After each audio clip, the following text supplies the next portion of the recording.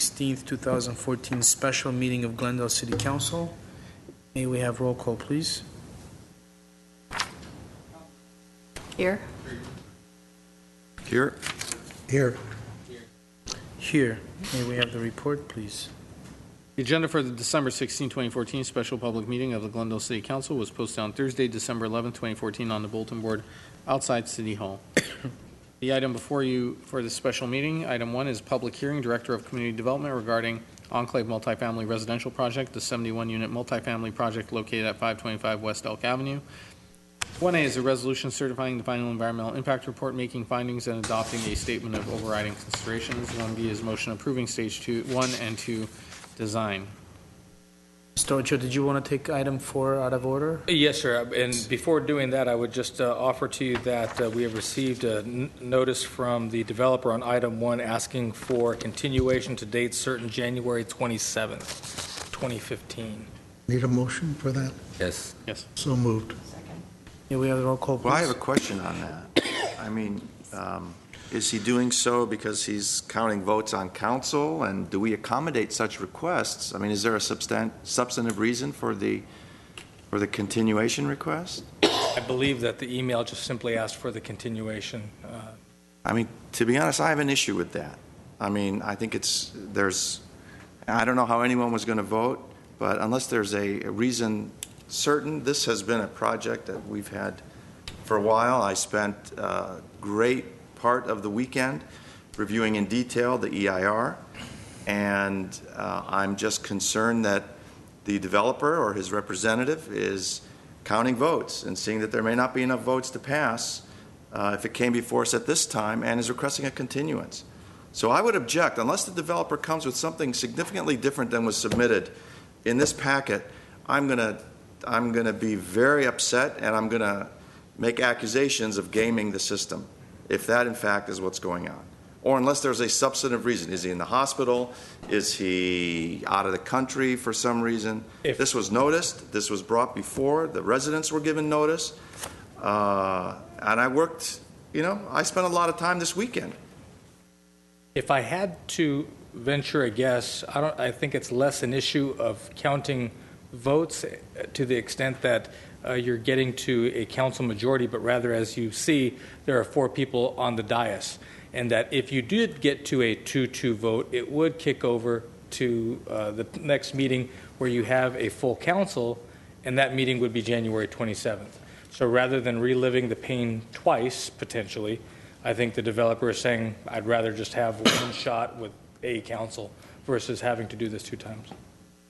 We have a motion in a second, so why don't we take a vote on that? Roll call, please. Council members Devine? Yes. Friedman? Najarian? No. Weaver? Aye. Mayor Sinania? Yes. I'd just like to make a comment. Over my 18 years here, I've seen many times, not many, 18 years it's many, where either the councils ask for the postponement so they can all be here, or projects have been postponed because they're all not here, or the developers or whoever has asked for it. So this is not a rare thing in the last few years with the councils I've served on. Next. Right. Why don't we take item number 4, please? Item number 4 is General Manager of Glendale Water and Power regarding status of Grayson Power Plant units and related capital improvements project. 4 is a motion to note and file report.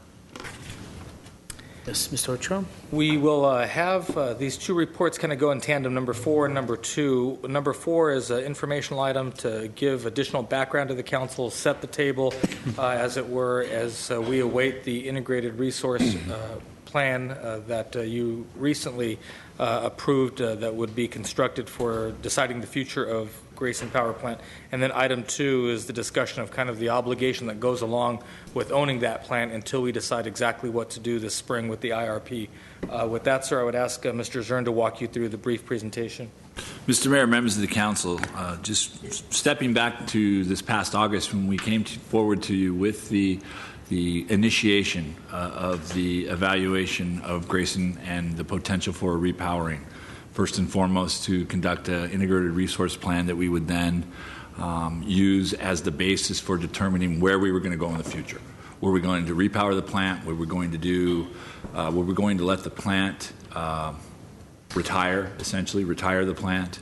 Or were we going to do something in between? And the IRP will cover all of that, from the generation issues related to local generation of power to handling renewable energy that we're required to under state law, to looking at transmission issues, which I think I had emphasized quite a bit to you all, is the critical key issue in all of this, transmission.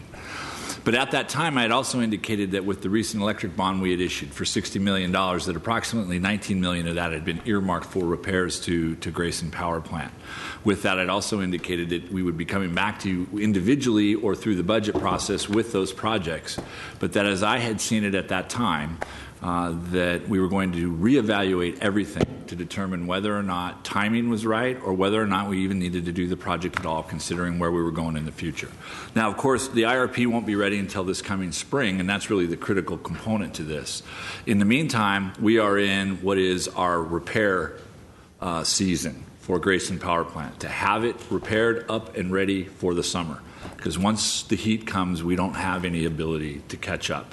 And that's when things become very, very costly, because it's not only hot in Glendale, it's hot everywhere, and sales and prices go up. So we've gone through the process of looking at those capital projects, $19 million worth. And I have a PowerPoint here where we'll go through and they've entrusted the control to me, which is very brave. So just a little bit of the background, and we had given you this back in August. The plant is, as you know, very old. Started commercial generation in 1941, and we have those very units still online at that plant. Very old? Fairly old, for equipment, yes. I'm older than that. Oh, but that's no comparison, Mr. Thank Weaver. you. Thank you. The original plant consisted of two 20-megawatt generators, and they were tied to steam turbines, and that's what our generation was based on, steam. Second turbine generator was installed after the end of World War II, because as you can imagine, during the war, all of turbines, equipment, and labor, and manpower, and woman power, and everything else went towards the war effort. Here's just some pictures, and I love these pictures for no other reason than on the left is circa 1940, on the right, August of 2014, and outside of the desks, I'm not sure you're going to be able to find anything that's really different. In fact, there's a couple chairs that I believe were in the 40 picture and the 14 picture. That's just Looks like a prop from the original Frankenstein, 1931. There you go. Is the colorization is the only thing that's different there. Generation units, we generate about 180,000 megawatt hours per year. That's about 15% over the course of a year of our retail load.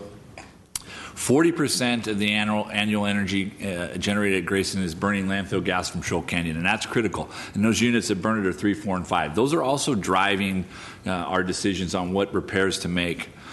Two of our units, 8A and 8BC, are actually combined cycle units that are tied with the steam turbines of Unit 1 and 2. So for those units, all of those units to perform at their most efficient, they have to be working together and they all have to be up and operational. Unit 9 is a simple cycle peaking unit, our newest unit. And of course, this is all just a repeat of what we did last August. Old boilers are run at capacity and optimal, and there's a lot of stress on the equipment. Yes, Mr. Weaver. Question, the landfill gas, we were burning off the gas at the landfill for years, right? Correct, flaring it, yes.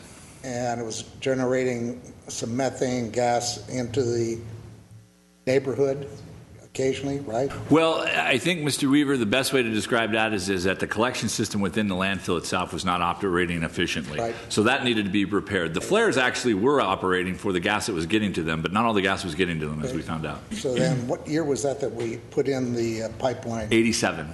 Oh, the pipeline that went from the. Because I was down at the plant when Mayor Givens dedicated the... 1992 is when we completed the project, and first sale of gas was early 94. I was there, yeah. Yes. The new gas collection system was installed in 1987. And our challenges, again, these haven't changed. Unplanned and forced outages with increasing frequency. Spare parts are becoming increasingly scarce. You're going to see a reference to that in the next item when we talk about that.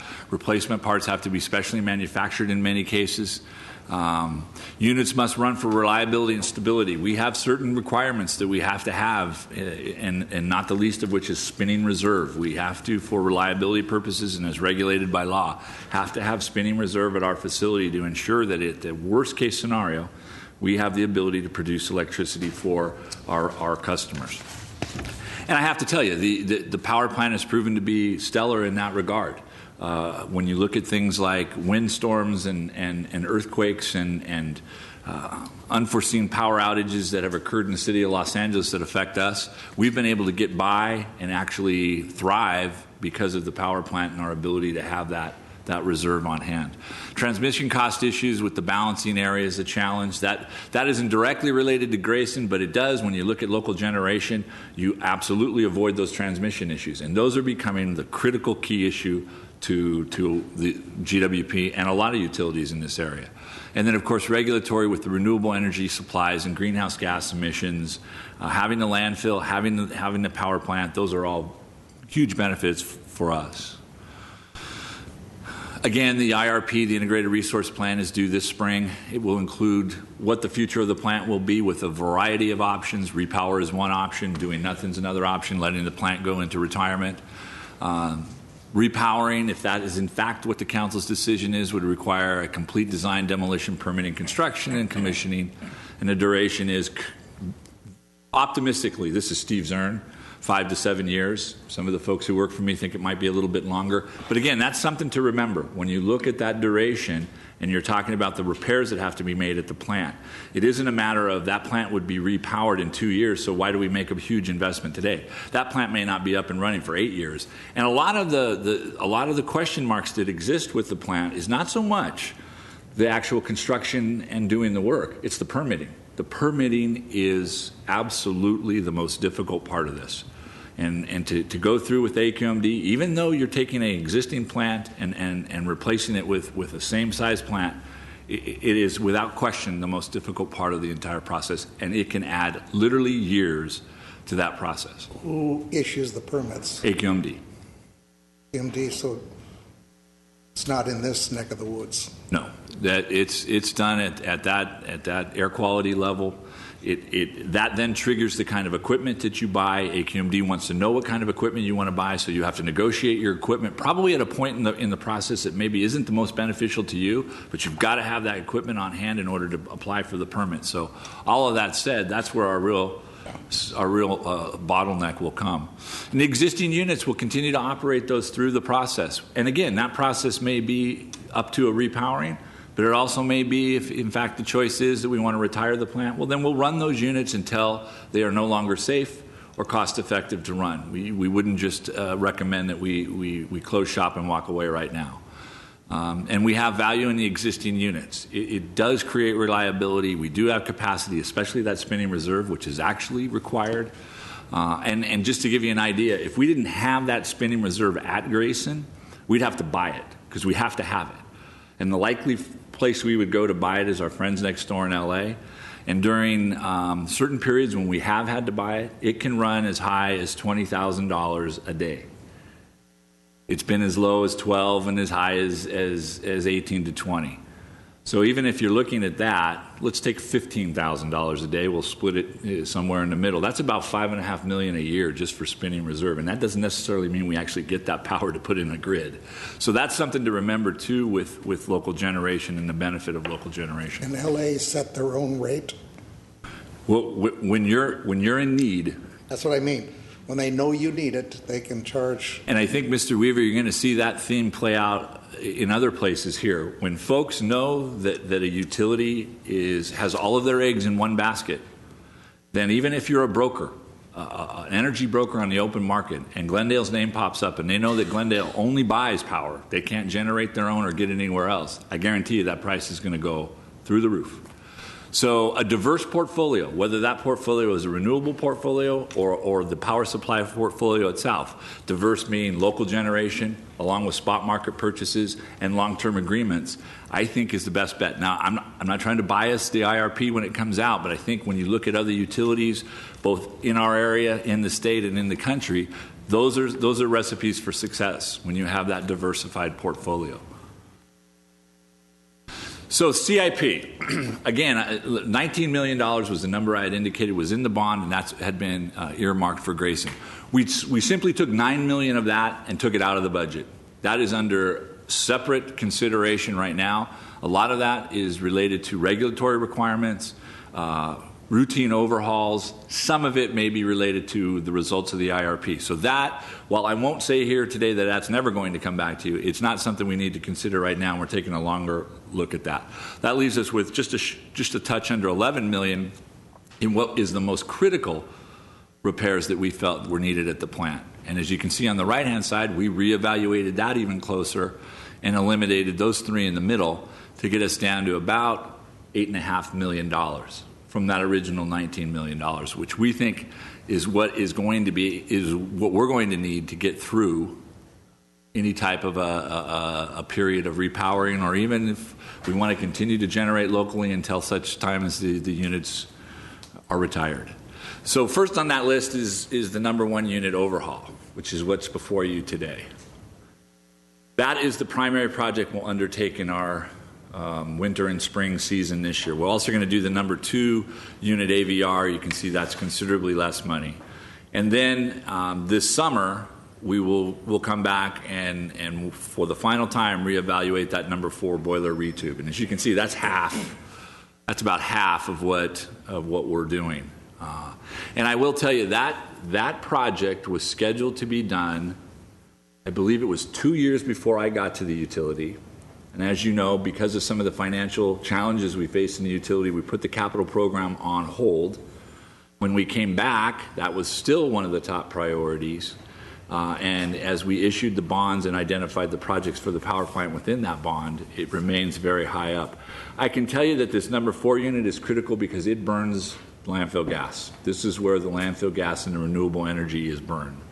One of the things that we have been repairing those tubes and repairing those tubes and repairing those tubes. What we're finding now is the tubes are beginning to fail at the repairs. So what we've in essence caused is a weakness by repairing it multiple times, and we're beginning to see those failures occur there. At the welds, yeah. And I wish I have a piece of tubing in my office where you see it, and it's amazing the damage that is done. And it's not only to the actual tube itself that explodes, but when that pressure goes inside that unit, it can wreak a lot of havoc. So this is a very important project. Again, we're going to give it one last hard look before we come back with it, but that wouldn't be probably until after the peak season this summer. Is it kind of like putting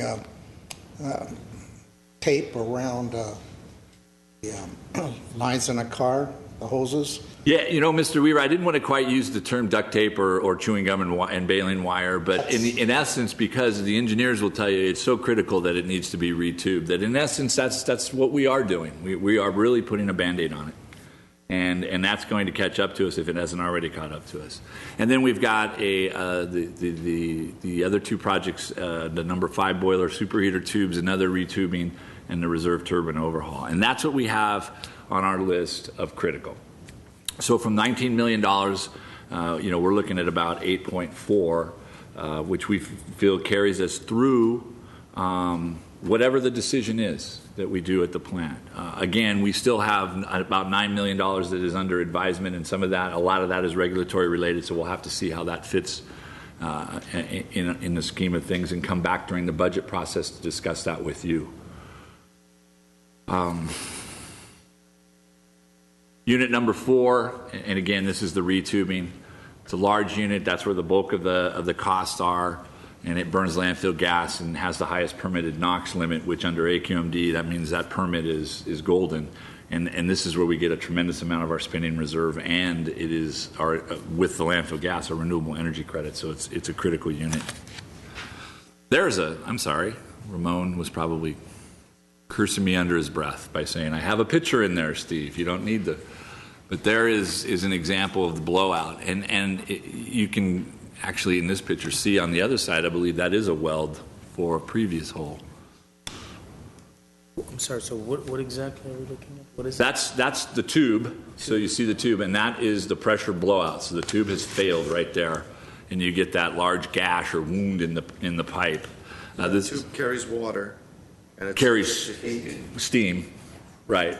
And And it's made of what? What is this made What, of? it corrodes the pipe and weakens the structure? it just, I think the intense pressure, and Ramon, feel free to, don't let me encroach on, Chrome 6 stops the rust. You know? but the extreme pressure, constant pressure and heat, just are going to wear down the pipes. You're talking about units that are very, very old. So the metal fatigue is what we call it on whatever the unit is. That metal fatigue starts to catch up, and we repair it as many times as we can. But I think as each time we repair it, we create a little bit more. Now, a repair can go two ways. You can either have a weak point in the system, or the repair is actually so strong that it just pushes it to another weak point in the pipe. You get the weakest point, blows out first, repair it, and moves to the next. Actually, on this picture, if I may, the previous picture that Mr. Zern showed is the blowout. But when it blew out, it sent out parts. So the next picture that you see is really the parts that hitting the repair points. So when they blow the parts out, they hit the tubes that were already weakened. And those little particles, as they blow out, they start creating more problems. So as time goes on, rather than repairing one tube, we're repairing multiple tubes. In its latest failure, there's about 6 tubes that failed. And so, like Mr. Stern says, we're continuing to Band-Aid or the parts. It's better that we do it. When these get replaced, do you replace them with the same material, or do you use plastic or whatever, PVC pipe? We weld it, basically. I'm sorry? We take sections of it, we weld it back, and But spot weld it. aren't you talking about replacing it? Like, what product do you Same use? material. Same material. Right. Which is what? And What material Metal. is this? metal, What Thick metal? gauge metal, steel. steel. Yeah. Steel. Thick gauge metal.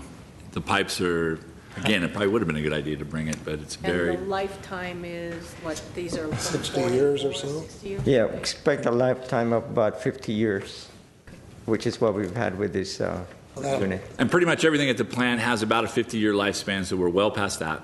So the on next almost everything. replacement will be left to some council. Right, Oh, in the no. future. Right. Units 1 and 2, these are our oldest units, and again, this is just a recap. I think the critical point is bullet 2. That's where they are combined with 8A, 8B, and C, and those combined units together perform the most efficiently for us, especially during peak season in the summer.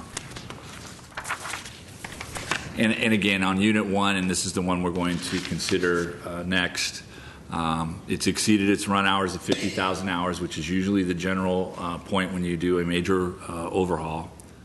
And this is the scope of that project, and we can talk more about that, but the estimated cost is $2.9 million.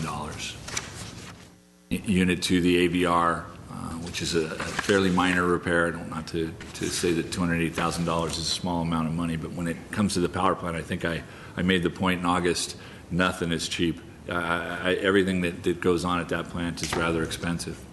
And units 8A and C, and those are very, very, very important units for us during the summer especially, and the spinning reserves. That's critical to that, and those two are in that $900,000 to $1.1 million.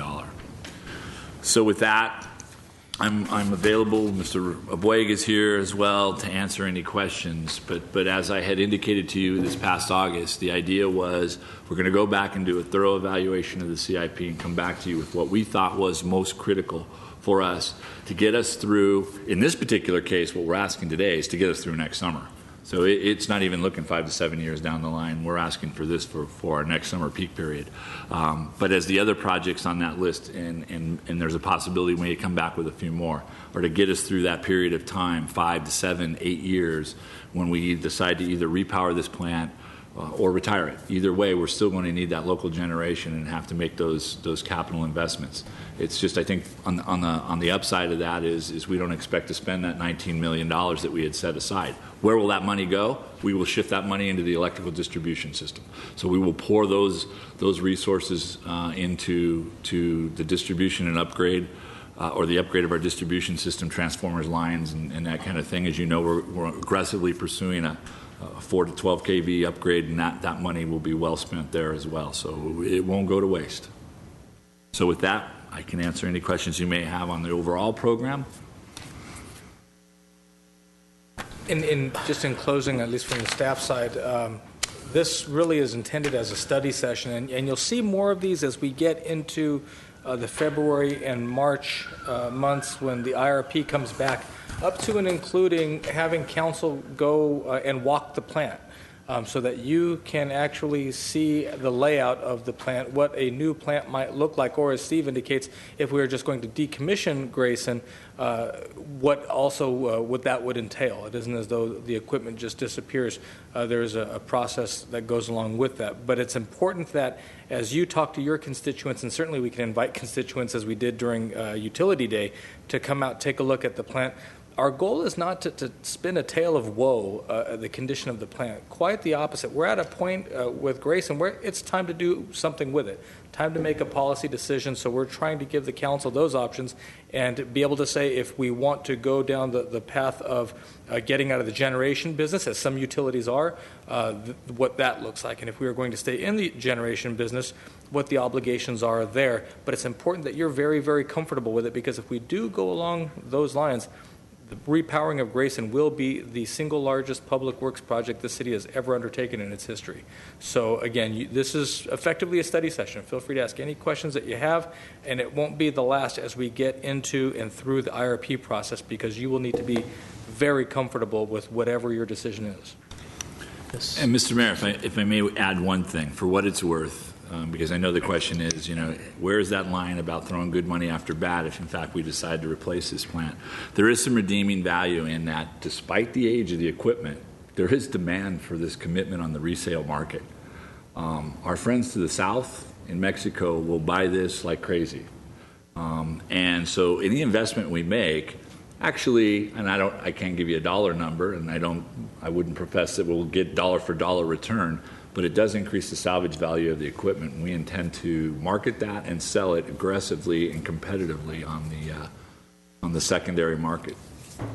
So the alternative to spending this money now is, from what I understand, is twofold. One is unacceptable, which is taking a risk of utilizing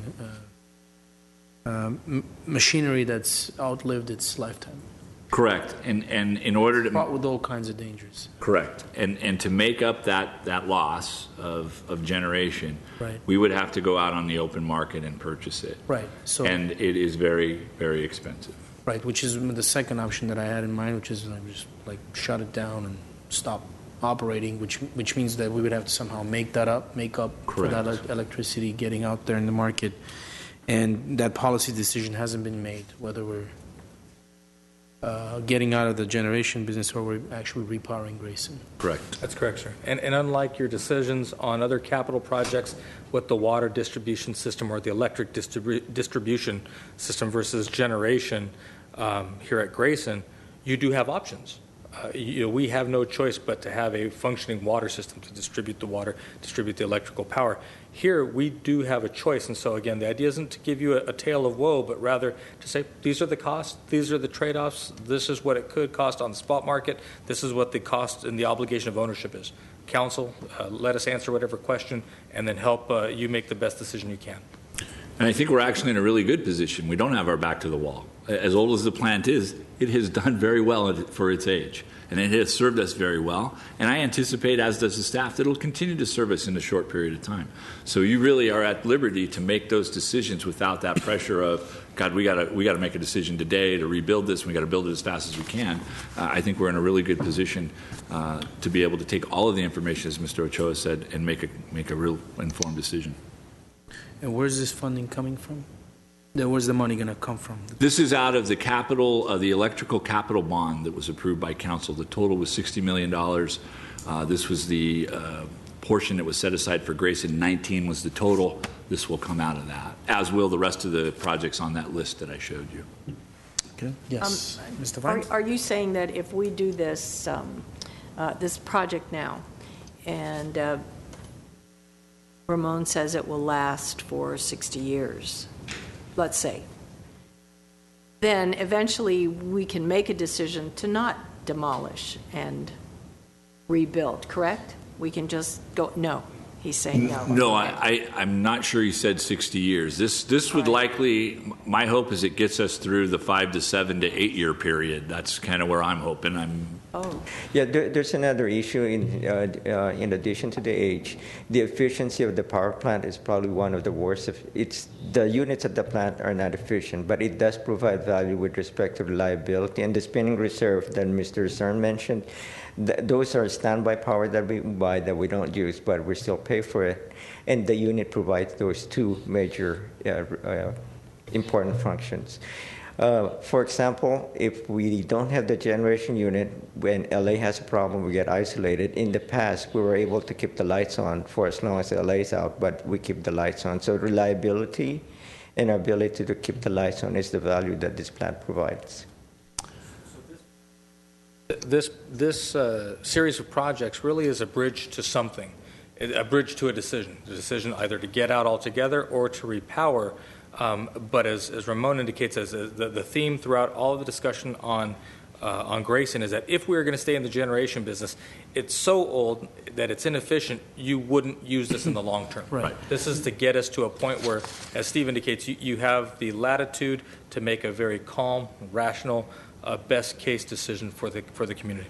The repowering of Grayson, if that is indeed the choice that council makes, would call for such a total overhaul of the plant, right? It would be completely Pretty much brand new plant. It would be completely different. So Right. none of it. So that's like having a car that's got a couple 100,000 miles on it. You keep changing the oil and the brake lining, et cetera, but at some point it's had its useful life and you got to get a new one. Pretty soon the frame will weaken and the body will begin to give up on that metal fatigue I was talking about. But Mr. Mayor, you're looking at today, I think if you recall, I showed you what the proposed footprint of a new repowered facility would be. It's a fraction of where it is today.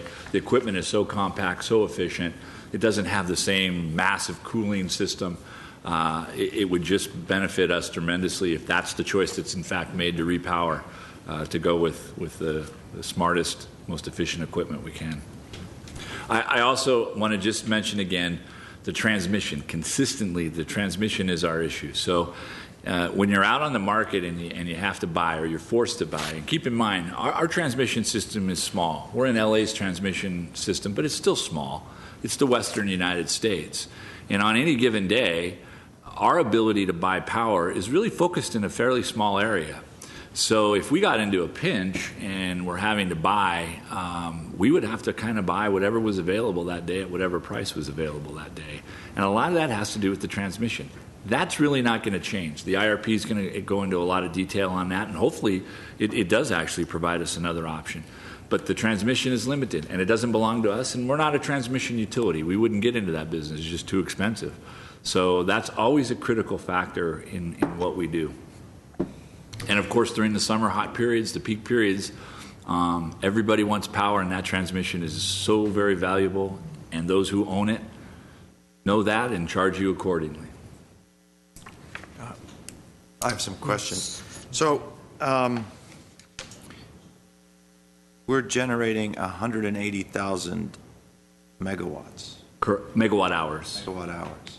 And that's 15% of our load. Total load over a year, yes. Okay. I mean, can't there be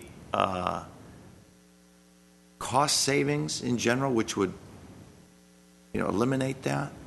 So 85% is purchased on the open market. If 15% is... Or comes from a long-term power agreement comes from we a have. long-term agreement. Yes. So if we're doing all this for just 15%, can't efficiencies and, they say you change these light bulbs or you change your refrigerator or buy the Energy Star, those efforts in themselves oftentimes save well over 15% of a retail load. So, I'm not sure it's worth chasing this for just 15%, where we get 85% anyway on the open market.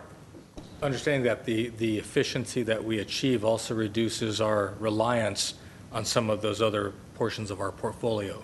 So that 15% could very well be leveraged, so we're not reliant for 85% on the spot market, even on our long-term contracts per se. Certainly we have to comply with the state's portfolio with renewable energy, and most definitely we will. But to the extent that, as Steve indicates, our friends to the west continue to, or to the southwest, continue to jack up the cost of the transmission, I think if you are going to stay in the transmission or in the generation business, that's going to help keep them honest. Can we be in the transmission business without being in the generation business? Vice versa. We wouldn't be in the transmission business, but we would be in the generation business. Transmission, we're just too small. And this whole cost scenario really only makes sense to me is if the transfer is permitted. Now, what's the state of this whole transfer? I would defer to my esteemed colleague, Mr. Because it makes no sense going through all these exercises in upgrading and maintaining if the city general fund does not maintain the benefit that the people of Glendale in the charter amendment of 1941 approved. So where are we with that? Mr. Mayor, members of council, the litigation is ongoing. We should be in trial later this year, and as you know, with any trial after that, there could be appeals on either side. So, our position is well held. I mean, we researched it pretty thoroughly, explained it to you here in public, and just have a disagreement with the group that's challenging us on that. We feel strong in our opinion, but it's going to take some time to resolve that. Yeah, I mean, I agree. It only makes sense if we can continue with the transfer. That's, I think, the genesis of creating the power plant, with the understanding that part of the proceeds, the profits, would go to the general fund. So I think that's a critical decision to make. If at some point a judge rules and says, you know what, no transfer, zip, then what are we in the business for? The second comment I'd like to know is, what is the effect of the 4,000 units that we're building in Glendale on our power demand? I'd really like to know, and that gets glossed over. Part of my reading this weekend as I was going through this, it gets glossed over in the EIR. And I don't think it should be glossed over, because what I'm understanding is that here's a question. Should a developer that builds a new building, be able to take advantage of the 15% of self-generated power and the discounts that accrue to that, as opposed to paying the cost that it would otherwise cost to buy it on the spot market? So, I need to know that. But wouldn't that cost be Mr. transferred to Najarian, the resident? the consumer, the ratepayer, is paying. All those costs are bundled. Okay, well, so they're paying for all of that. And keep in mind, at least today, that energy coming from Grayson is the most expensive. So that 15% is the costliest 15% in our portfolio. Okay, but now you're telling us, but we leverage that and we use that to make sure that our neighbors don't have their hands around our throats and jack us up. So, I mean, if it is the most expensive and it only generates 15%, I would say let's get out of the business. And if the transfer is deemed to be improper, that should be a no-brainer question for us to get out of the business. But I think to the extent that you would answer those questions in reverse order, that might lead you down the decision path that you're arguing. But until that happens, if you have this asset, I think it's incumbent on the council to at least make sure it's in working order until such time that you would choose to sell it. A working power plant is worth more than one that is. I know we're talking about short-term issues here, but this is more addressing the IR. What do you call it? The IR? Well, you're going to see the IRP, and I think that's, Mr. Najarian, when you'll see that and be able to ask those questions. When I say this 15% is the most expensive, it wouldn't matter if we're producing it. If we bought it, it would be more expensive than what it's costing us to produce it. That's that number I told you, that if we bought it for $18,000, $20,000, $22,000 a day, could be $5 to $6 million a year just for the spinning reserve part of it, which isn't even electricity that we can put into the grid. So that particular aspect is very expensive. But again, yes, as you said, I think when you see the IRP, you see it as a whole and can ask those questions about local generation versus purchase versus transmission versus demand versus renewable it gives you a better idea. And I think that's the point when you'll either see it come together or be able to say, hey, look, I think this is a better way to go. And I hope that whoever prepares that report, I forgot to consult. Pace Global. Right. I mean, this is a very technical and sophisticated area, even for engineers, even for lawyers, I should say. And we understand everything. We read and can cut through the deepest, darkest analysis. I hope that for the general public, it's in an understandable, in as many lay terms as it can be. So this is a discussion that the entire community can partake in, as well as, Absolutely. Considering the cost of the project, most definitely, sir. Absolutely. Mr. Zern, will you go back to that, the answer you just gave? You said that despite the fact that this is the most expensive 15% that Grayson's producing, that portion of our supply, even if we were to go out into the market and purchase that, it would Correct. still be the most expensive. Correct. Why? We can actually, it's expensive at Grayson for the sole purpose that it's old. It's an old plant that doesn't operate as efficiently. In the open market, it is a seller's market, and they know when they have you. There is no regulation that says that they have to sell it to you at a certain price. Like I said, when it's hot and the demand is heavy, we've seen it go up to $18,000, $20,000 a day. We've had to buy it.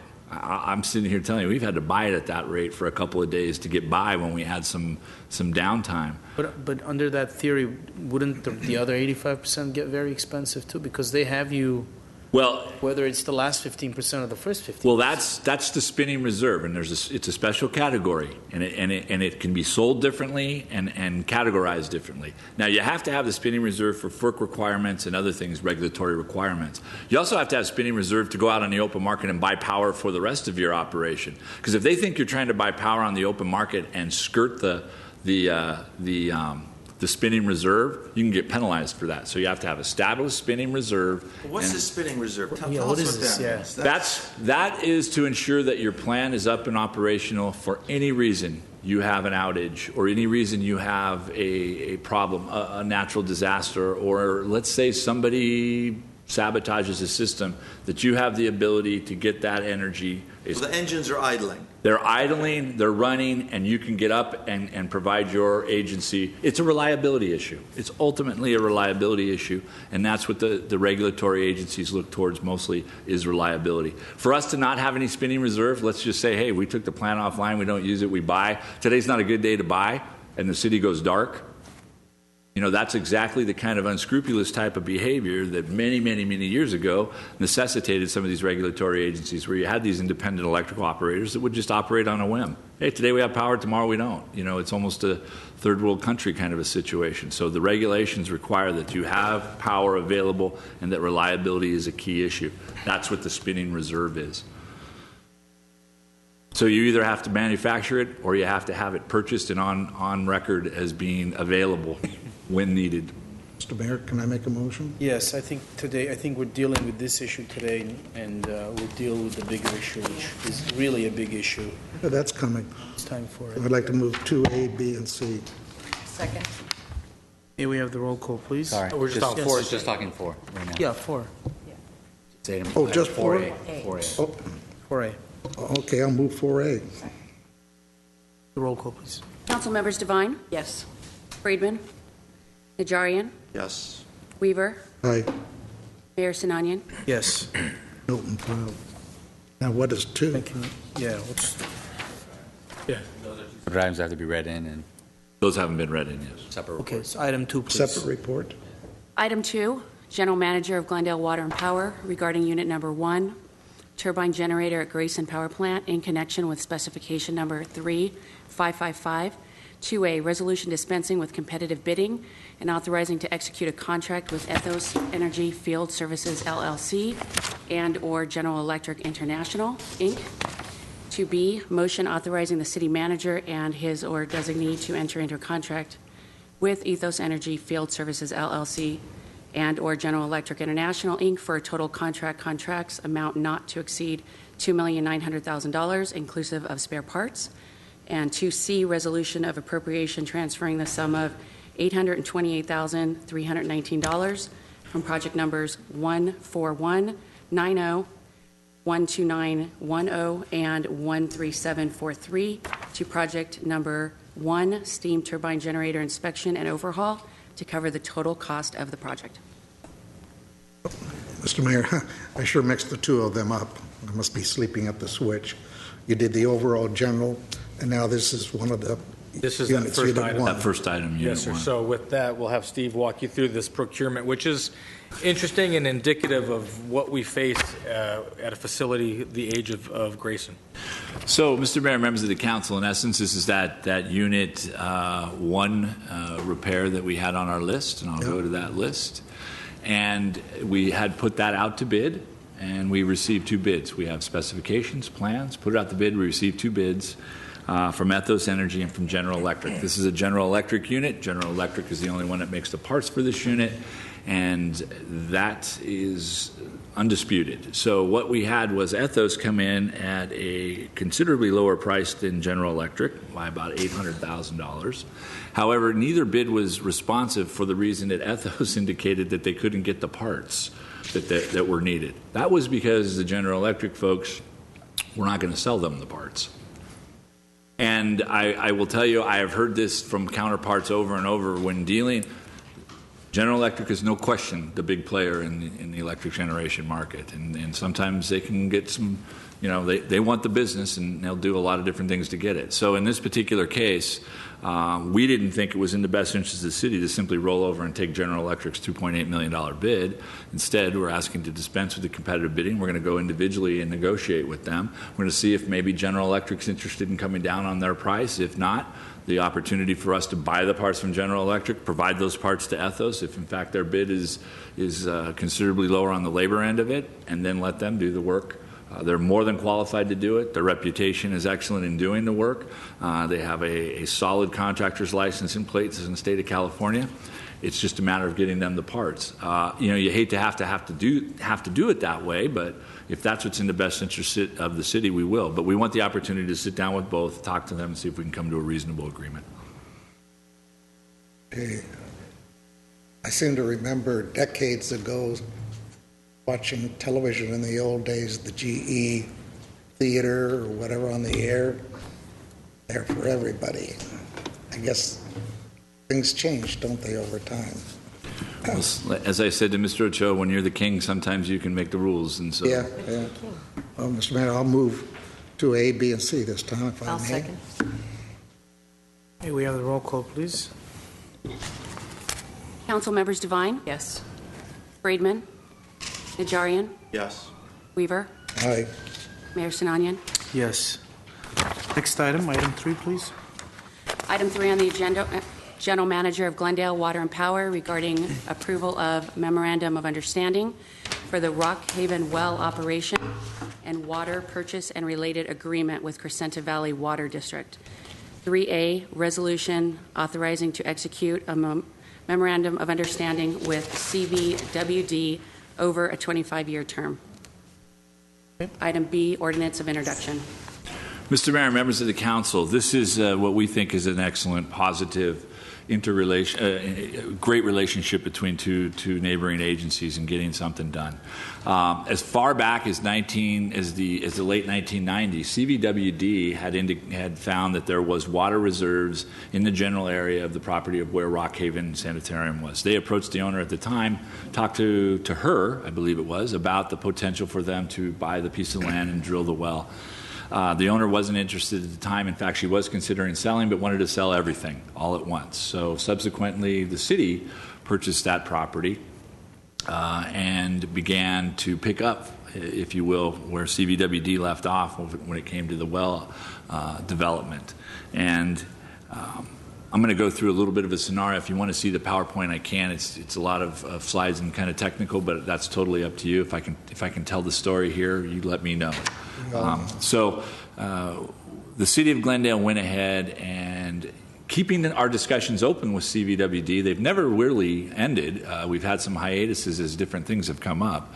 But the City of Glendale Water Department ended up drilling the well on the Rock Haven property once the city had established ownership. And that's where it ended. So we had a well drilled and nothing else. It wasn't connected to the system.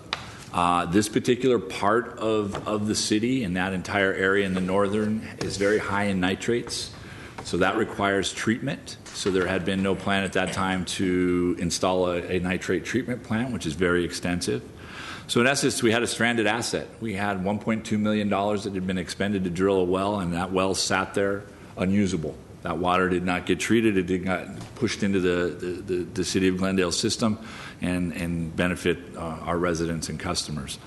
When I got to the utility, it was a bit dormant, and so Mr. Abweg and I talked and reinvigorated the discussions with CVWD, who was more than willing to talk to us about that. Mr. David Gould, the chief engineer for CVWD, is here tonight, and he's put in a lot of hard work on this.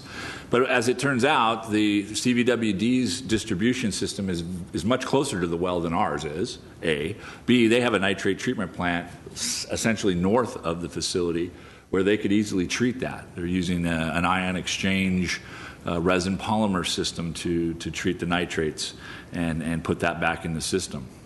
So we began in earnest to talk about a potential arrangement, and what we've come up with and what you have before you tonight is essentially CVWD is going to repay the city for the cost of drilling the well. This is a proposed 25-year agreement. They will lease the land on which the wellhead exists for approximately $15,000 a year. It has an inflator built into it that's reconsidered every 5 years. They will then, together, jointly, we applied for a grant under the Prop 82, I believe it was, drought relief, and we were awarded that grant. That will bring a sizable amount of money into the project that they can put their piping and infrastructure system. They still have quite an investment on their own that they'll have to make to make that happen. And then they'll get that water up to their treatment plant. They'll distribute it to their customers, as you know, many of whom are Glendale residents, and they will pay us a fee for the water. So we will recoup our investment. At this time, we have no rate of or return on investment. It's just sitting. We will get a small amount of money each year for the lease of the land, and we'll be able to sell the water depending on the amounts that are pushed out of the well for a nice sum. For CVWD, it ends up being a proposition that's cheaper than the water they're buying now. They're not an MWD member, so they have to buy their water through a third-party agency. So, and as you can imagine, there's a markup on that water. So we'll be able to take that money and reinvest it in Met water and MWD water and put that into our system. So we think this is a great partnership and a great arrangement, and we take a dormant, non-functioning infrastructure asset and put it to work and bring money back into the city.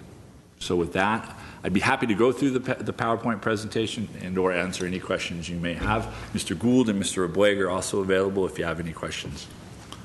Well, this ends up being a win-win for them and us, right? Correct. And at the end of the agreement, it can go either way. We could take it back over if we so decided, or we could leave it with CVWD. And as this area, as we're learning, the nitrate levels seem to be decreasing. We'll see if that remains, but the water could be actually, the whole makeup of that could change in 25 years, and we'll reevaluate it then. How far does that nitrate groundwater extend? Probably Mr. Gould would know better than I, but the plume is pretty wide, and I'll tell you, where do nitrates come from? Primarily it comes from waste. So it's either animal waste or wastewater. And in this particular case, that northern part of the city, Crescenta Valley and the old unincorporated county areas had a lot of septic tanks, and those septic tanks are probably what contributed greatly to the nitrates. And that's generally what one of the big issues are. So with us continuing to eliminate those, bringing those people onto the sanitary sewer system. Did I answer that for you? I wanted to.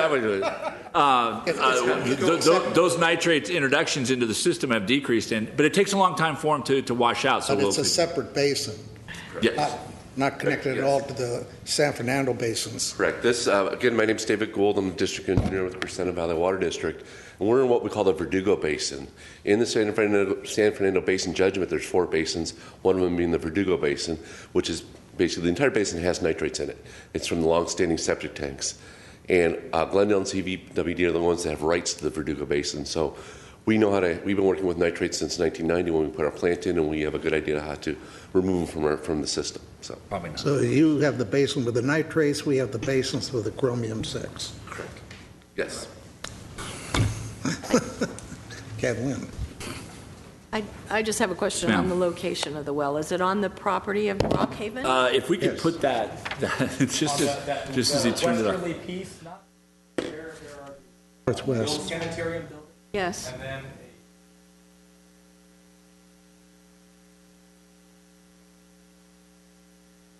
Okay. So you it's see it not gonna have any- highlighted there, and it's to the western portion of the property. Yeah, northwest corner. Right. Okay. So it's not going to have any impact on the Oh, actual... no. Okay. No, no. You don't even know it's there. There had been consideration of the potential second well, but that was felt to have a greater impact on the property, so we decided not to do that well. Mr. Najarian?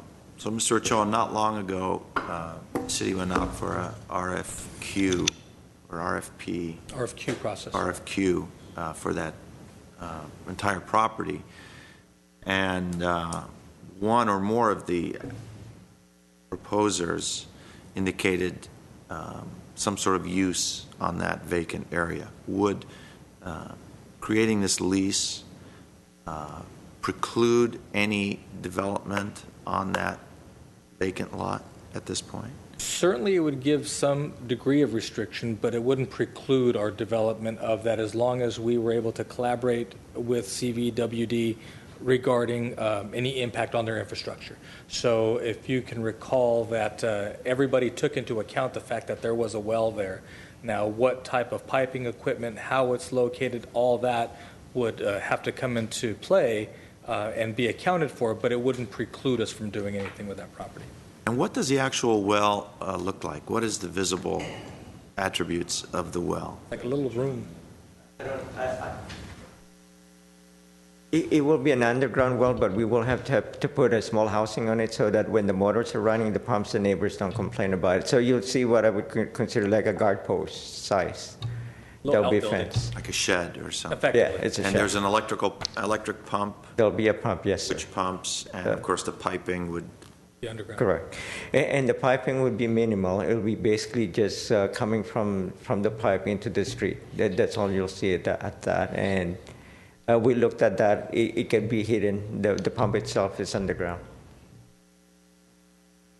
Excuse me, if we had decided to do this on our own, we would have had to put a treatment facility there. That would have taken up probably all of the available land in that area and would have been a lot more intrusive. So again, another benefit to this partnership. And we couldn't permit the well ourselves because of the treatment. When we met with CDPH, they basically told us that we have to build a treatment plant at Rockhaven site, and there's just no way we could do that. So, CDPH being Department of Public Health. California Department of Public Health, which is now the Department of Drinking Water, by the way. The only thing that'll be above ground is a little shack. We're going to do design review on that. Just kidding, just kidding. No, it would be there's a strip of land. They still need access for maintaining the pump. So I know. So at several years back, there was some litigation on the water rights and overpumping and all that. Does this in any way solve any of those issues? no, it doesn't apply to us because we haven't adjudicated rights. There was a judgment. We have the ULARA, the water master, that we're protected from that. The new requirement or the new rules that came out is about wells that are not controlled at all. We have limits on what we can pump, and it's a court order that we're following. We're sticking to that. Thank you. Mr. Mayor, I'll move 3A. Second. May we have the roll call, please? Council members Devine, Yes. Friedman, Najarian, Yes. Weaver, Aye. Mayor Sinanian. Yes. I'll be glad to introduce the ordinance at 3B. Okay, so I think we have nothing else on the agenda. To adjourn? Second. We're adjourned at 4:20 p.m. And we're recessing to, We still have closed session, but we need to Yeah. call the meeting into session.